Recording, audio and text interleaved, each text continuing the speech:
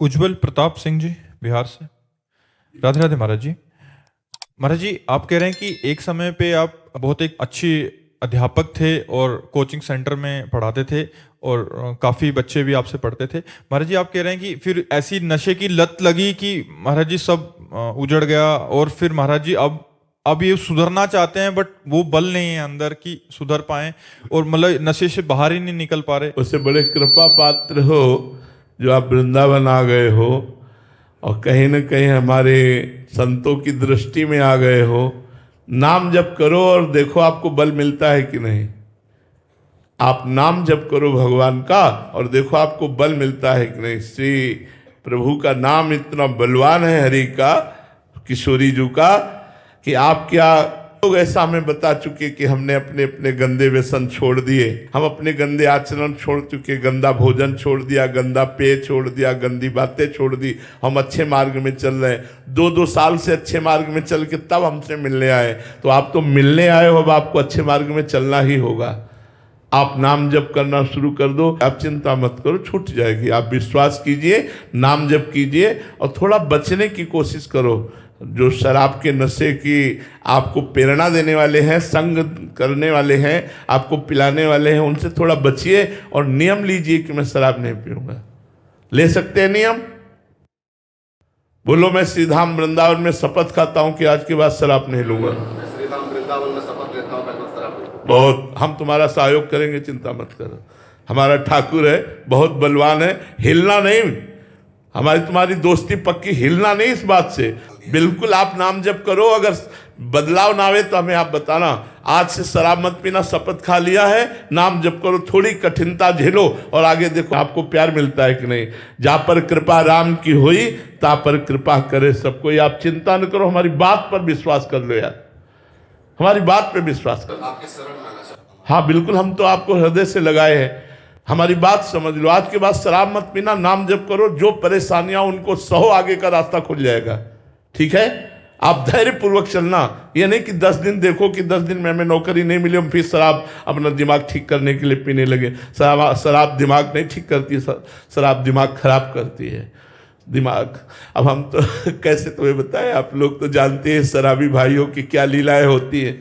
हमने एक भाई को देखा वृंदावन में, उस समय परिक्रमा मार्ग कच्चा था, बीच में छोटी सी नाली थी, वो साइकिल से जा रहे थे और हम राधा वल्लभ जी के दर्शन करके रात्रि के 10 बजे लौटते थे। तो हमने देखा वो साइकिल पकड़ करके बार बार झूम रहे थे। तो हमने कहा चक्कर क्या है कि छोटी सी नाली नहीं, अंततो गत्वा मैं साइकिल से तो उस नाली में गिर गए। जब उनके नजदीक आए तो उनका भाई तुम्हें चक्कर आ गया क्या? तो जब उनकी भाषा निकली और उनकी गंध आई तो हमका भाई ये शराब पी, उनको उठा के खड़ा किया। हमका भाई थोड़ा तो समझ यार, अगर तू 1500 रुपये का फल फूल लेकर घर जाता तो बच्चे तुझे प्यार करते, तो शराब पी करके नालियों में गिर रहा है, क्या तेरी हालत है? ए भाई, शराब से ना स्वास्थ्य ठीक रहता है, ना बुद्धि ठीक रहती है। लोग कहते हैं रिलैक्स, यार अगर शराब से रिलैक्स होता तो सब रिलैक्स हो जाते। रिलैक्स भगवान के चरणारविंद से होगा। सच्ची कहते हैं, हर कष्ट की दवा, हर बाधा की निवृत्ति, हर उन्नति की प्राप्ति का स्वरूप राधा राधा राधा।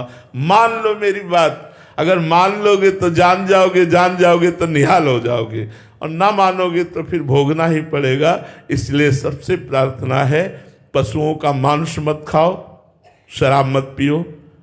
गृहस्थ हो तो अपनी पत्नी से प्यार करो, दूसरी स्त्रियों की तरफ व्यभिचार दृष्टि मत रखो, और भगवान का जितना बन सके नाम जप करो।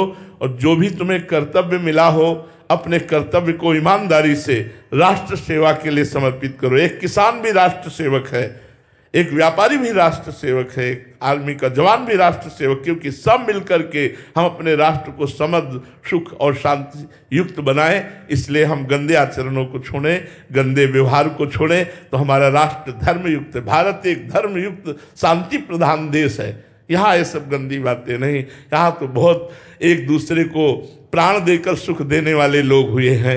हम दूसरों के प्राण हरण कर रहे हैं अपने सुख के लिए, व्यभिचार आदि करके। इसलिए गंदी बातें छोड़ो, खूब नाम जप करो। राज बंसल जी, माउंट आबू से। राधे राधे महाराज जी। महाराज जी, साधना में व्यभिचार ना हो यहाँ महाराज जी व्यभिचार का तात्पर्य आपका क्या है? साधना में व्यभिचार। जैसे हमारे गुरु ने हमें प्रिया प्रीतम की उपासना दी, प्रिया प्रीतम का नाम दिया, प्रिया प्रीतम की सेवा दी। अब एक इष्ट, कंत जिसे कहते हैं, एक ग्रंथ, एक पंथ, एक संत, एक मंत्र, ये अव्यभिचारिणी भक्ति योग है। अपने गुरु में पूर्ण अपार भगवत स्वरूप श्रद्धा, गुरु प्रदत्त मंत्र में अपार श्रद्धा, गुरु प्रदत्त मार्ग में ही चलना, गुरु से निर्धारित ग्रंथ का ही स्वाध्याय करना और गुरु को ही सर्वस्व मानते हुए गुरु स्वरूप इष्ट में पूर्ण तल्लीन होना, ये अव्यभिचारिणी भक्ति है। व्यभिचारिणी भक्ति है आज इसको, कल उसको, परसों उसको भजा, नरसों उसको भजा, जहाँ जैसा काम आया वैसे हमने प्रार्थना कर दी, तुम्हें लड्डू का भोग लगा देंगे, तुम्हें ये सब। अव्यभिचारिणी भक्ति योग का होता है अनन्य योगेन, अनन्य योग के द्वारा भगवान की उपासना करना। जैसे मीरा जी कहती हैं, मीरा जी को जब विवाह पद्धति से अपने ससुराल में प्रवेश होता है तो वहाँ की प्रथा थी देवी पूजन की। तो सास नंदरानी आदि ने कहा कि आपको देवी पूजन करना पड़ेगा। उन्होंने कहा नहीं, मैं देवी पूजन नहीं कर सकती। क्यों? मेरे तो गिरधर गोपाल दूसरो न कोई, जाके सिर मोर मुकुट मेरो पति सोई। अब सर झुकेगा तो गोविंद के आगे, गोपाल के आगे, बस। जैसे गोस्वामी जी कह रहे, बने तो रघुवर ते बने, बिगड़े तो भरपूर, तुलसी औरन ते बने, ताबनी में पे धूर। ये अनन्यता ही अव्यभिचारिणी भक्ति है। अपने इष्ट के नाम रूप लीला धाम में अनन्य हो जाना। सब रूपों में हमारे ही इष्ट हैं, पर हम अपने इष्ट जो गुरु प्रदत्त नाम रूप, इसे अव्यभिचारिणी भक्ति के। व्यभिचार भक्ति में जो जब जैसा मनाया वैसे आचरण कर लिए, जब जैसा मनाया उसके समीप जा करके झुक गए, उससे कामना की, उससे चाहत की। अव्यभिचारिणी भक्ति योग बहुत सम्माननीय और बहुत ही प्रार्थनीय है, भगवान की कृपा से प्राप्त हो। इसे अनन्य भक्ति योग कहते हैं और भगवान गीता जी में बहुत बार इसकी मांग की है। अनन्य चिंतयन्तो माम, भगवान कहते हैं, ये जनाः पर्युपासते तेषां नित्याभियुक्ता नाम योगक्षेमं वहाम। अनन्य चेता सततम यो माम स्मृति नित्यसा तस्याहम सुलभा पार्थ नित्युक्त योगिना। भगवान ने बहुत बार अनन्य चिंतन की बात कही। मन मना भव मद भक्तो माद्याजी माम नमस्कुरु। इसलिए अव्यभिचारिणी भक्ति योग का मतलब एक भगवान के नाम रूप लीला धाम में आसक्त हो जाना। सुहानी जी राजस्थान से, राधे राधे महाराज जी। महाराज जी, क्रोध अथवा आवेश में क्या अंतर है? आवेश क्षणिक होता है, क्रोध स्थायी होता है, उसके प्रति द्वेष कर देता है। आवेश का मतलब किसी क्रिया की प्रतिक्रिया में एक क्षण के लिए वो फिर वो शांत हो गया। और क्रोध वो उसका मनन चिंतन करके, उसके दोषों का चिंतन करके जलता रहता है हृदय, और उसके प्रति द्वेष बुद्धि हो जाती है, उसके प्रति नफरत बुद्धि हो जाती है। आवेश तत्कालिक होता है, ये प्रायः साधकों में होता है। जो अच्छे संत होते, साधक होते हैं, उनके शिष्यों के द्वारा या उनके अनुयायियों के द्वारा यदि धर्म विरुद्ध कोई आचरण हुआ तो क्रोधावेश होता है, क्रोध नहीं होता है। अंदर से वो जलते नहीं हैं, लेकिन उसके सुधार के लिए वो क्रोध का नाटक करते हैं, वो आवेश धारण करते हैं। और ऐसा तो वो थोड़ा भय प्रदान करेंगे, कटुवचन बोल, लेकिन उनके हृदय में कोई द्वेष नहीं, उसके प्रति कभी बुरा नहीं सोचेंगे, कभी अहित नहीं। लेकिन क्रोधी बुरा कर देगा, बुरा सोचेगा, नफरत करेगा, उससे द्वेष करेगा, स्वयं जलेगा और दूसरे को जलाएगा। ये क्रोध बड़ा त्याग करने योग्य बात है। ये क्रोध बहुत हानि पहुंचाता है अपने हृदय को भी और दूसरे को भी। क्रोध से हिंसा तक हम बढ़ जाते हैं। अगर क्रोध अपने स्वरूप में आ जाए तो हम दूसरे की हिंसा भी कर देते हैं। आवेश तत्कालिक होता है, उससे किसी का हानि नहीं होती, किसी का बुरा नहीं होता। शारदा सोनी जी कोलकाता से, राधे राधे महाराज जी। महाराज जी एक चौपाई आती है कि निर्मल मन जन सो मोहि पावा, मोहि कपट छल छिद्र न भावा। महाराज जी ऐसा कैसे बना जाए? भगवान के नाम में बहुत बड़ी सामर्थ्य है। जितना नाम जप करोगे और भगवान की कथा सुनोगे तो मन का मल जर जाएगा, ममता मल जर जाए।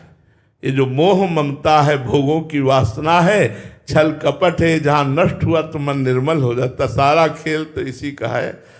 अरे बहुत कठिन है, मन निर्मल कर पाना बहुत कठिन है। इसलिए हम जैसे पतित हैं भगवान की शरण में, यही बात हमें अच्छी लगती है। हम मन को निर्मल करके भगवान को समर्पित कर पाए। यार बच्चापन से लगे हैं, एक सेकेंड इसकी बागडोर ढीली हुई कि वही संसार, वही भोग था, वही नरक। बहुत दुष्ट है। वैसे तो भगवत स्वरूप है, इंद्रियाणाम मनस्यास्मि, लेकिन आचरण बहुत दुष्ट है इसके। इस पर शासन करते हुए भगवान का नाम जप किया जाए और जीवन भर कभी अपने को सिद्ध ना मान ले, नहीं तो ये पतित कर देगा। जीवन भर डरा जाए कि कहीं हम धर्म विरुद्ध आचरणों में ना फंस जाएं तो निकल जाएगा। एक संत भगवान भिक्षा मांगने जाते थे तो गांव के किनारे एक वैश्या का घर था। वो पूछती है, बाबा तुम्हारी दाढ़ी पवित्र कि मेरे बकरे की दाढ़ी अच्छी? वो कुछ नहीं बोलते।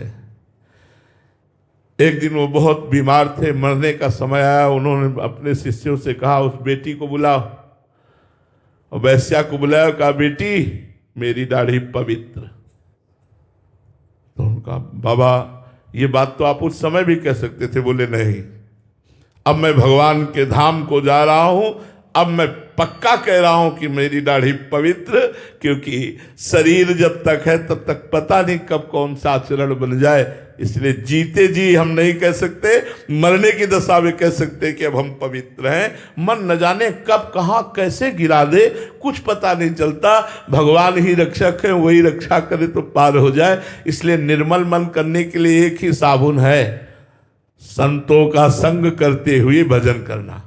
साधन को हरि भजन है, कै सत्संग सहाय। मन तो चंचल सबनते, या को कौन उपाय। साधन को हरि भजन है, कै सत्संग सहाय। संतों का संग करो, नाम जप करो, मन पवित्र हो जाएगा। पवित्र मन में ही भगवान का स्फुरण होता है। विकास पाटीदार जी इंदौर से। राधे राधे महाराज जी। महाराज जी मेरा प्रश्न है कि जो संचित कर्मों का गोदाम लगा हुआ है वो केवल मनुष्य जन्म के लिए कर्म होते हैं या फिर अन्य योनियों के कर्म भी उसमें सम्मिलित होते हैं? नहीं, अन्य योनियों के कर्म नहीं बनते। अन्य योनियां तो भोग योनियां है। मनुष्य, हम करोड़ों अरबों बार मनुष्य बन चुके, कोई पहली बार थोड़ी बने हैं।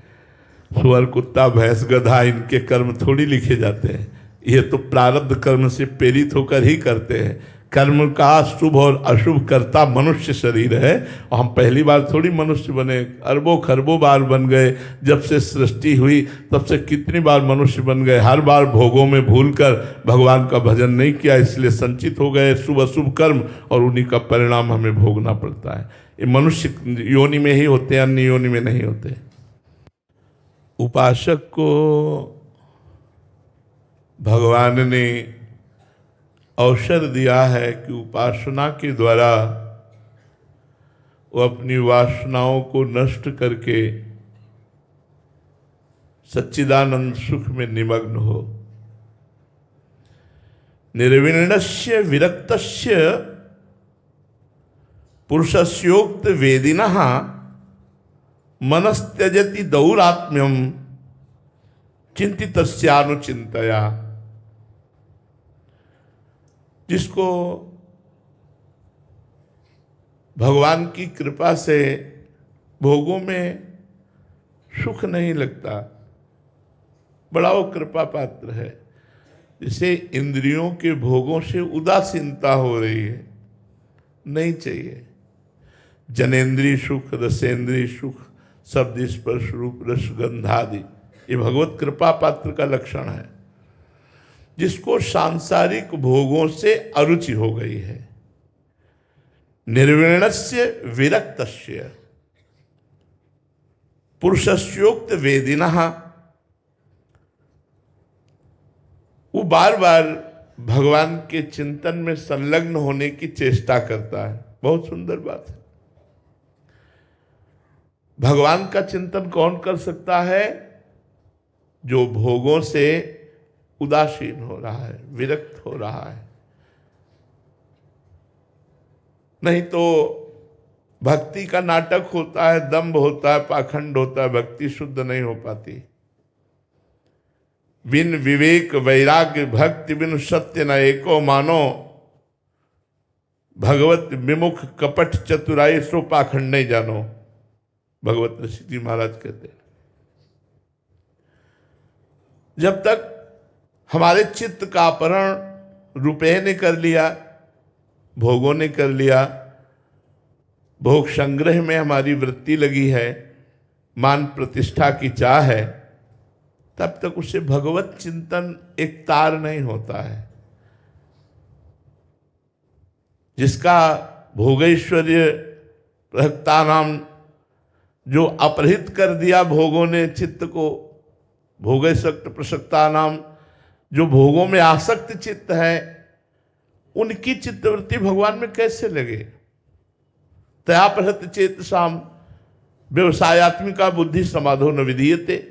जिनके चित्त का अपहरण भोग और संग्रह ने कर लिया, वो व्यवसायत्मिका बुद्धि भगवान में नहीं लगती, समाधि में नहीं लगती। इसलिए बड़े कृपा पात्र हैं जिनको संसार के भोगों में दुख प्रतीत हो रहा है। सच्ची बात मानिए, कौन सा ऐसा भोग है जिसमें आप सुख प्रतीत करते हैं? केवल बुद्धि भ्रष्ट हो गई है इसलिए ऐसा लगता है। क्या मलमूत्र के द्वार सुख का स्वरूप है? क्या हाड़ मांस का शरीर सुख का स्वरूप है?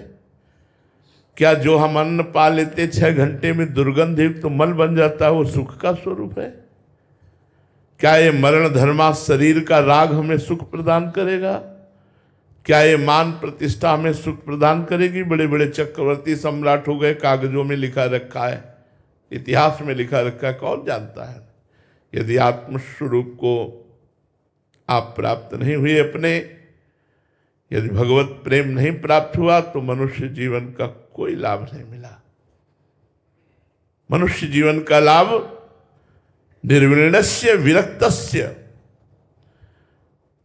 पुरुषस्योक्त वेदिनः मनस्त्यजति दौरात्म्यम चिंतितस्यानुचिंतया। मन से भोगों का चिंतन त्याग दे और सदैव अपने आत्मस्वरूप भगवान के चिंतन में निमग्न रहे। शरीर में जब तक आत्मबुद्धि है, शरीर में जब तक मैं बुद्धि है, तब तक परमार्थ में हम ठीक से नहीं चल पाते। क्योंकि मना कष्टानि इंद्रियाणि प्रकृतिस्थानि कर्षति, मन और 5 ज्ञानेंद्रियां भोगों में ही ले जाती है। भारी समस्या भोग है, भारी समस्या भोग है। हम कर्ता और भोक्ता भाव से ही दुर्गति को प्राप्त होते चले गए। भगवान ने हमें मनुष्य जीवन दिया, सत्संग दिया, ऐसा अवसर दिया। अब हम सावधान हो जाएं।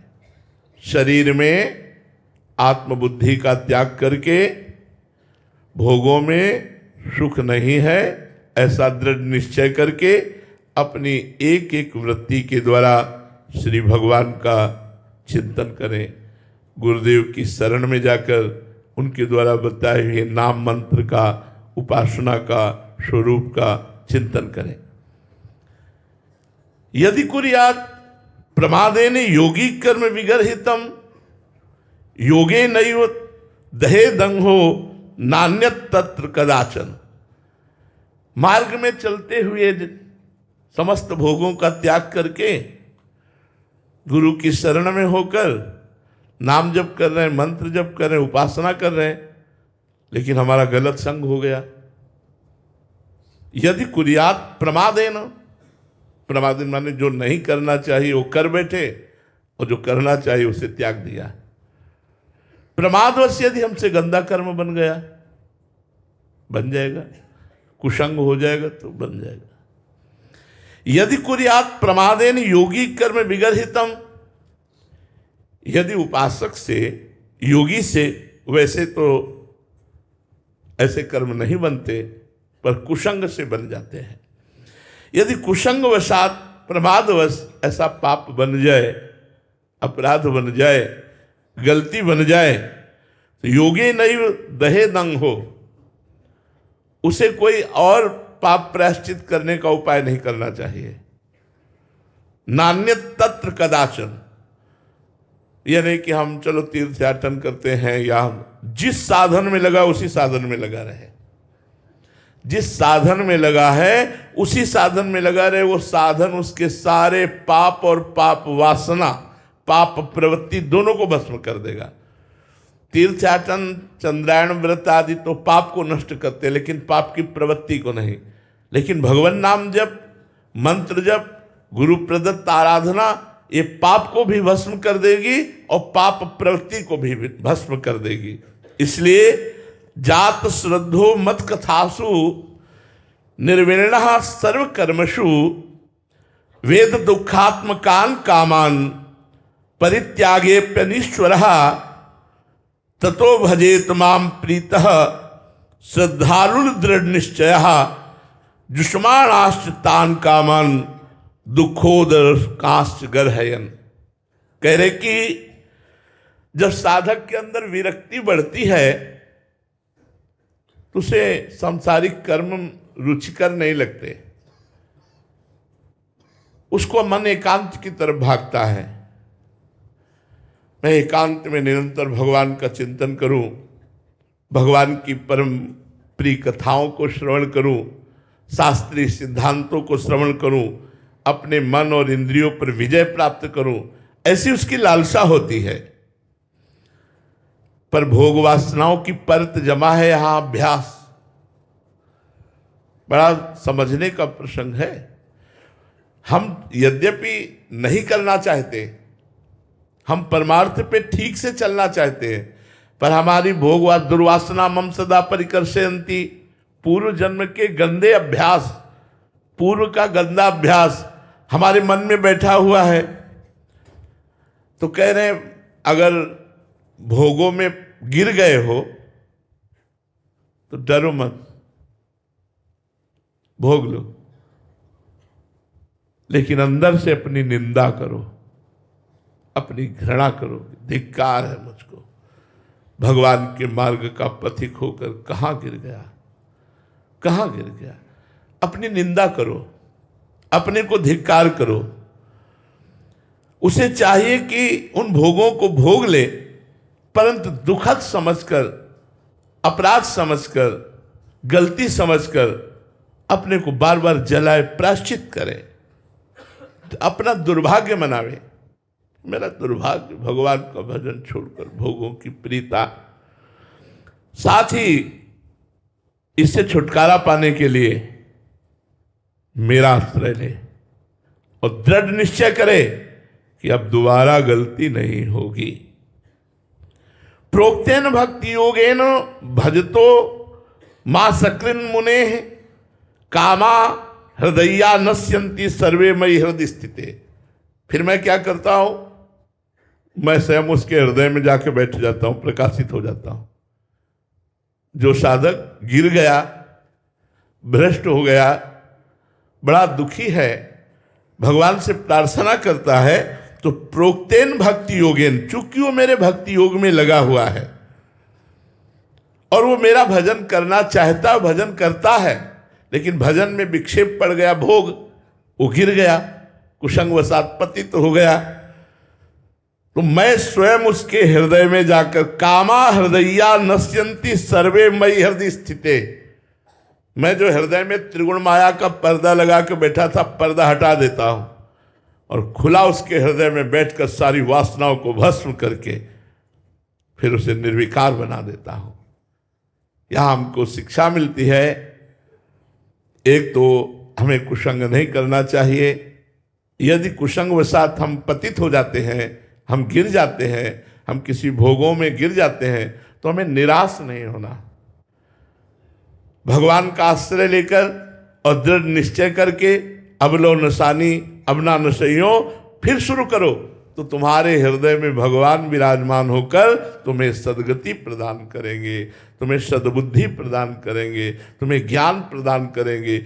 इस मार्ग के पथिक को अगर 1000 बार गिर जाए तो भी निराश नहीं होना चाहिए। कई साधक निराश होकर के परमार्थ ही छोड़ देते हैं, भगवत मार्ग ही छोड़ देते कि अब हमसे नहीं चला जाएगा। लेकिन यहाँ आत्मबल दिया जाता है कि यदि आप गिर जाते हो तो कोई बात नहीं है, आप भगवान का पुनः आश्रय लीजिए और भजन के प्रभाव से समस्त पाप और वासना का नाश करके भगवान को जागृत कीजिए और भगवत प्राप्ति कीजिए। मनुष्य जीवन का परम लक्ष्य भगवत प्राप्ति। हरिवल्लभ दास जी महाराज, राधे राधे महाराज जी। महाराज जी, प्रभु तो करुणा निधान है, फिर सभी को, जीव मात्र को मोक्ष देकर नरक यातना से क्यों नहीं बचा लेते सभी को?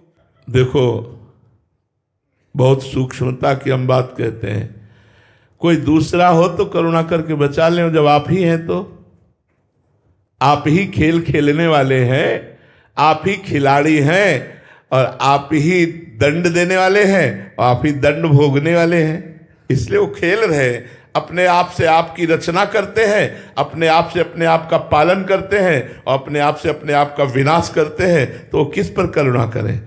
इसलिए ये बात समझनी होगी। आप संत हैं इसलिए ऐसा उत्तर दे रहे हैं। भगवान अपने आप से अपने आप में खेल रहे हैं। अब स्वतंत्र रूप से जो हम अज्ञान से युक्त होकर भगवान से विलग हो गए हम और अपने को कर्ता मान लिया, अपने को भोक्ता मान लिया, तब हमको स्वर्ग नरक की यात्रा करनी पड़ेगी। यदि भगवान को कर्ता मानकर उनकी शरण में होकर उनके अधीन हो जाए तो अभी सब माफ हो जाए। हम तो हम सर्व पापेभ्यो मोक्षयिष्यामि मा शुचा। दोनों सूत्रों को समझिए। वैसे तो सर्वांतर्यामी भगवान ही सब रूपों में विराजमान है, वही नरक स्वर्ग का सब रचना करके अपने आप से अपने आप का खेल खेल रहे हैं। दूसरे शब्दों में, हम प्रभु से विलग होकर विमुख होकर के जो कर्म कर रहे हैं उनको हमें भोगना पड़ेगा। इसलिए हम भगवान के सन्मुख होए जीव मोहि जबहि जन्म कोटि यज्ञ नासों तबहि। भगवान की सन्मुखता स्वीकार करके भजन करते हुए अपने जीवन को भगवत स्वरूप बना ले तो हम मुक्त हो गए। ये नरक स्वर्ग सब स्वाप्निक है, सत्य नहीं है। सत्य तो सच्चिदानंद भगवान है। आ ब्रह्म स्तंभ पर्यंतम सर्वम मायामयम जगत। जिनके से लेके ब्रह्मलोक तक सब मायामय जगत है, सब स्वाप्निक है। सत्य है तो भगवान है, सत्य है तो आत्मस्वरूप है। उस सत्य में न कहीं नरक है, न स्वर्ग है, न जन्म है, न मृत्यु है, न दुख है, न सुख है, न मान है, न अपमान है। आप समझ पा रहे हैं? मलकेश जी लंदन से, राधे राधे महाराज जी। महाराज जी, मैं दूसरों की पॉजिटिव या नेगेटिव विचारों से बहुत जल्दी प्रभावित हो जाता हूँ। नहीं होना चाहिए, नहीं तो परेशान हो जाओगे। हाँ, परेशान हूँ महाराज। हाँ, नहीं होना चाहिए, नहीं परेशान हो जाओगे। दूसरों के भाव में नहीं, नाम जप करो। नाम जप से थोड़ा ठीक हो जाएगा। बुद्धि हमारी शुद्ध होगी तो हमारे अंदर पॉजिटिव विचार इतना पुष्ट हो जाएगा स्वयं का कि दूसरे के नेगेटिव पॉजिटिव पर हमारा विचार ही नहीं जाएगा। दूसरा हमें अच्छा कहे तो हम खुश, दूसरा बुरा कहे तो हम दुखी। ये तो बहुत हल्की बात है, ये तो बहुत मतलब परेशान होने वाली बात है। इसको छोड़िए, नहीं तो परेशान हो जाएंगे। दूसरा बुरा कहे उसकी मति, दूसरा अच्छा कहे उसकी मति। हम जैसे अपने श्री भगवान के हैं, नाम जप कर रहे हैं, अपनी मस्ती में रहते हैं, दूसरे से मतलब नहीं। जो दूसरों से मतलब रखता है वो परेशान हो ही जाएगा। बिल्कुल नहीं। अगर मस्त रहना है तो पीछे गाली तुम्हें कोई दे रहा है, समझो पागल है। पीछे वो आपको कह रहा है बहुत अच्छे आदमी है, तो बहुत वो अच्छा आदमी है जो ऐसा बोल रहा है, उसकी मति है। मैं तो जैसा हूँ वैसा हूँ ही, भगवान का बनाया हुआ। मैं अच्छा या बुरा दूसरे के कहने से मेरे ऊपर कोई फर्क नहीं पड़ता। ऐसे मस्त बनो तब तो आनंदित रहोगे, नहीं तो परेशान होगे। ये संसार किसी को भी एक तरफ से नहीं चलने देता। इसका नाम दुनिया है। ये दोनों ही बात बोलता है, एक अच्छा कहेगा दूसरा बुरा कहेगा। अब किसकी बात माने हम? हमको चाहिए, हमें अपनी मस्ती में रहना चाहिए। हम एक कथा सुनाते हैं घोड़े वाली। एक घोड़े में पिता और पुत्र दोनों थे, तो उसने पिताजी से कहा आप बैठ जाओ, हम पैदल चलते हैं। तो कुछ लोग मिले, बोले यार ये जो है बहुत ही स्वार्थी है, लड़का पैदल चल रहा है, ये घोड़े पे बैठा है। वो नीचे उतर है, लड़के को बैठा दिया। कुछ लोग आगे मिले, बोले यार कितना मूर्ख है, ये जवान घोड़े पे बैठा है, बूढ़ा पैदल चल रहा है। वो नीचे उतरे। उन्होंने कहा पिताजी अब क्या क्या जाए? बोले दोनों लोग बैठ जाओ। दोनों लोग बैठ गए तो कुछ आगे मिले, बोले आराम का घोड़ा मिला होगा, दोनों चढ़े हो। बोले अब क्या किया जाए? बोले दोनों पैदल गए तो आगे लोग मिले, बोले कितने बेवकूफ है, घोड़ा खाली जा रहा है पैदल। अब वो घोड़े वाला करे क्या? अब वो घोड़े वाला क्या करे? दुनिया है, अपनी मस्ती में चलो, गलत करो मत, किसी का हित करो मत, अपने को कोई अच्छा बुरा बोलने दो, वो उसकी मती है, मौज में रहो, थोड़े दिन का जीवन है, मस्त रहो यार, कौन क्या कहता है इस बात पे नहीं। भगवान का चिंतन करो, अच्छे कर्म करो, परोपकार करो और छोड़ दो। जो मनावे संसार, तुम्हें भला कहे या बुरा कहे, उसकी मती, हम अपनी मस्ती में। महाराज जी सफाई भी नहीं देनी चाहिए, हम अपनी सफाई देने लग जाते, फिर परेशान हो जाएंगे, फिर परेशान हो जाएंगे। संसार चलने ही नहीं देगा यदि इसके अनुसार चलो तो। अब वो अगर गलत आचरणों में जाता है तो निंदा होती है, अच्छे आचरण करते तो उपहास करते कि बड़े भगत बने, तिलक लगाते, कंठी माला पहनते, नाम जपने, अब तो भाई बड़े भगत है, और उसका ऐसा उपहास करते कोई बेचारा भजन करने में भी शर्म आ जाए। तो हमें संसार की बात नहीं देखनी, हमें अपनी मस्ती में चलना है। विमलेश जी मध्य प्रदेश से। राधे राधे महाराज जी। महाराज जी आपके चरणों में कोटि कोटि प्रणाम। गुरुदेव भगवान, प्रेम का आनंद क्या है महाराज जी? गुलाब जामुन पाया है, कैसा लगा? मीठा। कितना मीठा? जो पाता है उसी को स्वाद पाता है। बस उत्तर यही है। यही उत्तर है। प्रेम का आनंद कैसा? जो पाता है वही जानता है। अनिर्वचनीयम प्रेम स्वरूपम, ये तुम्ही से उत्तर दिलाना चाहते थे। एक प्राकृतिक वस्तु रसगुल्ला का आनंद नहीं बता सकते तुम। बोले मीठा, बोले कैसा मीठा? बोले पा के देख लो। ऐसे ही प्रेम का आनंद क्या है? अनिर्वचनीयम प्रेम स्वरूपम। इसको वाणी से नहीं कहा जा सकता, क्योंकि हृदय का विषय सूक्ष्मतरम, बड़ा सूक्ष्म है। अनुभव स्वरूपम, ये केवल अनुभव में आता है। प्रतिक्षण वर्धमानम, ये प्रतिक्षण वर्धमान है। ये विनिवृत्त कामा, ये समस्त कामना रहितम, ये कामनाओं को शांत कर देता है। तो जो कामनाओं में फंसे वो प्रेम सुख को क्या जाने? इसलिए भगवत आराधक ही जानता है हृदय का विषय, इसे वाणी से नहीं कहा जा सकता। जब एक प्राकृतिक वस्तु के आनंद का वाणी से वर्णन नहीं किया जा सकता, तो चिदानंद प्रेम का कैसे वर्णन किया जा सकता है? समझ रहे हो बच्चा?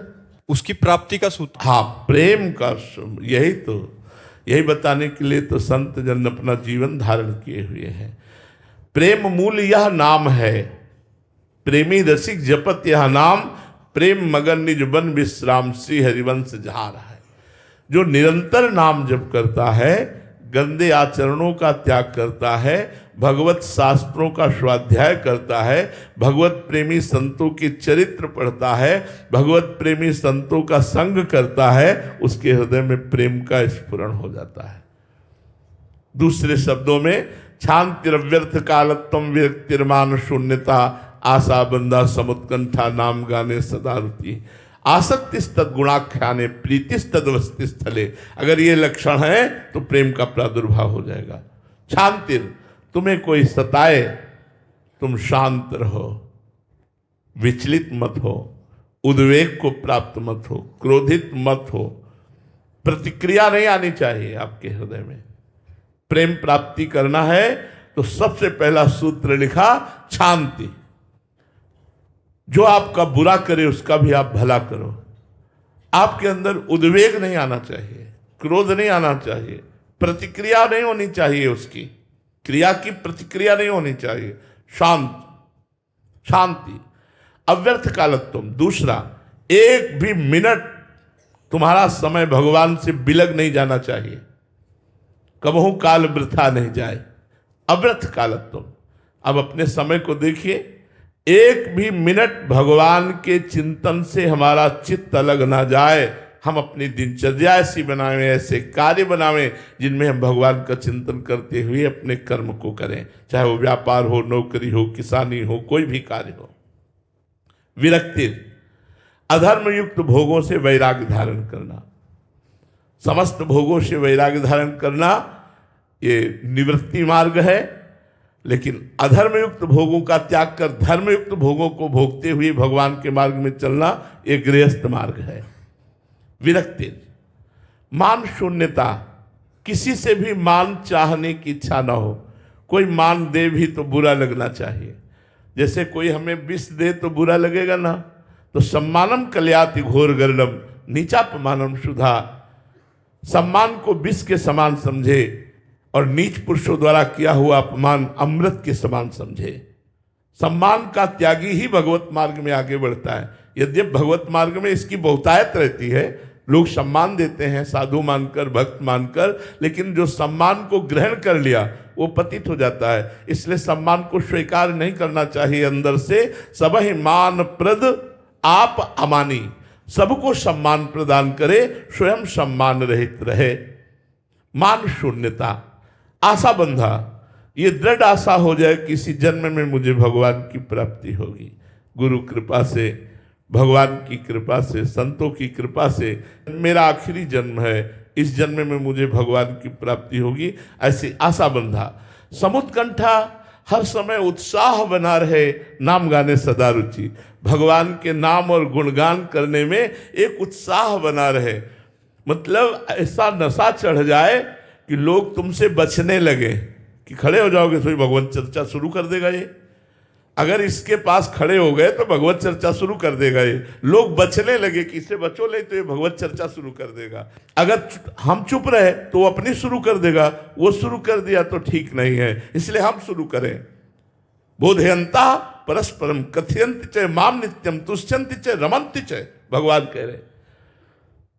तो समुत्कंठा, नाम गाने सदा रुचि, उत्कंठा पूर्वक भगवान की चर्चा करना, भगवान का नाम गुणगान करना। आसक्ति तद गुणाख्याने, भगवान की चर्चा सुनने और कहने में आसक्ति होनी चाहिए। जैसे कामी पुरुष को कामिनी की चर्चा होते एकदम पूरी श्रवणेंद्री उसी में लगा देगा, मोबाइल से गंदी बात देखनी पूरी नेत्रेंद्री उसी में लगा देगा। कामी ही नारी प्यारी जी में लोभी, जी में प्रिय दाम, तिम रघुनाथ निरंतर प्रिय लागो मोहि राम।